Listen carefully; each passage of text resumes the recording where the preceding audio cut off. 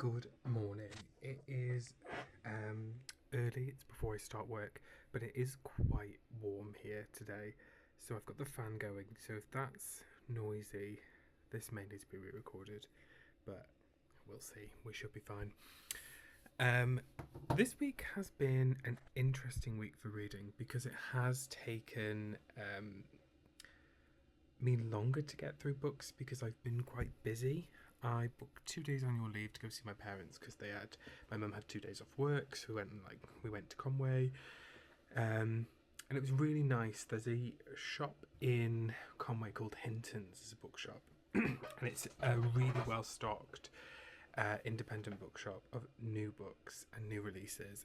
It's gorgeous if you go in there. Like, it's just a really nice shop, really nicely laid out. You're not super crammed in, so it's really easy to browse and shop, and they have such a great wide selection.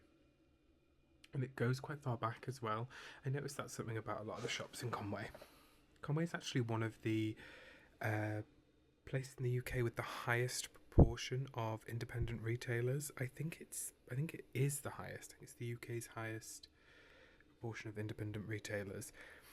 And you can tell walking around, there are so many fantastic shops. Like, there are some chains, like there's a Salt Rock and a Fat Face, but there's other shops where no, I think it's not Salt Rock, Sea Salt, where the Sea Salt is an independently run shop that stocks their clothes, and it also stocks like one of the other similar brands. I can't remember now.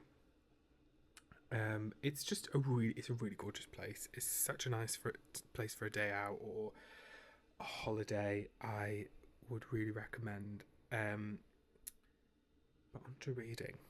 So the first book I read set in that area is The Marshal of Snowdonia.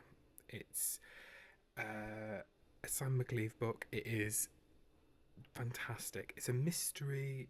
It's crime adjacent. I say crime adjacent. It is about crime, but the lead investigator, shall we put it, is not a serving police officer anymore. He is retired. So I think that adds a really fun dynamic. Because there's ethically some things I think maybe you wouldn't go there with a serving police officer, but with someone who's no longer serving and has sort of this interesting backstory. It gives great room for playing with that, and I don't want to give anything away, but you'll know exactly what I mean when you read it. It is just fantastic.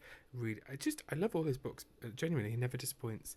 It's the next best thing, or no, that's not even fair. Just like McCleave's for me, just fantastic crime author that writes really likable characters in that sort of semi-rural but then also urban areas. The way McCleave writes about Northumbria, she could be in Newcastle, she could be in the countryside nearby. It's really similar with Sam McCleave's books. There's plenty of it that is set in more urban areas of North Wales, but then also in the countryside, and it's just gives such a rich landscape to draw on. So, yeah, I recommend. The fourth book is out in September. Now, I've just read book one, so I've got 3 more to come at least. I hope they keep coming because I've really enjoyed the first book, so I'm definitely going to make my way to the second. Before I get into the book that I want to read this week, I'm just going to briefly mention I'm currently reading The Hotel Avocado. Finally got round to it. It is fabulous so far. I will update next week, so I'm only halfway through, but it is revisiting the same character that we met in the Satsuma Complex. It is definitely a sequel. Gary Thorne is it's sort of unclear if he's a legal assistant or a solicitor. They do use the terms interchangeably, which is maybe my only criticism of the book. But I don't know if that's just the people in his life treat him like a solicitor because of what he does. I don't know. I don't know, but it's fantastic. It's really fun. It's exactly what you'd expect from Bob Mortimer. There's just such a surreal edge to it, but still sort of grounded in reality.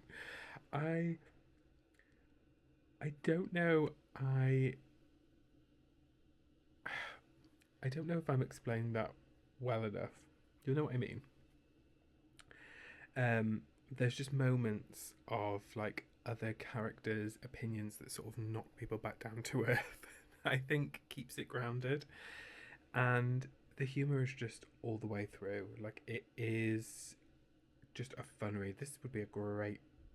I'm all for just reading this sort of read all year long. Like I don't believe in holiday reads because it's what I read all year long, but this would be a great holiday read. I really think it would.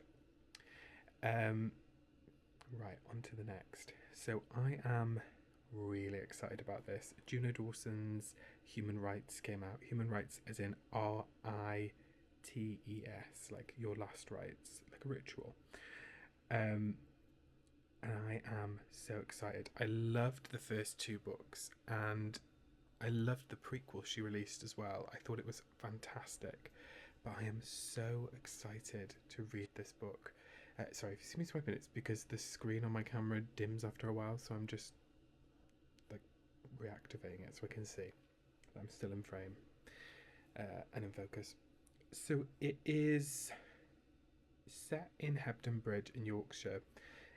She describes it all as if the Spice Girls were witches, and I think that's a really they're not a musical group at all. It's just sort of the different characters all having a really specific role they fill within the friendship group, and I think it's actually a really accurate way of describing it, because you think of the Spice Girls as just like those distinct roles they all fill within the band. It's very much like that with this group, and they're all really different personalities. The cliffhanger from the last book was unreal. So I am so excited to read this and find out what actually went on and like what really has happened, because that's what I'm not sure of at this point. We don't really know whether it's without giving it away, whether what happened is final or redeemable or resolvable. I'm going to describe it to avoid giving spoilers. And yeah, I will check back in next week on that. But other than that, I've had a fantastic week. I have been up and down on the train. I was working in Shrewsbury on Friday as well, so this week's going to be a little bit calmer. Just in the office on Tuesday, so I love my morning train ride read on the days that I'm not working from home. So, yeah, I will check in then. Have a great week. Bye.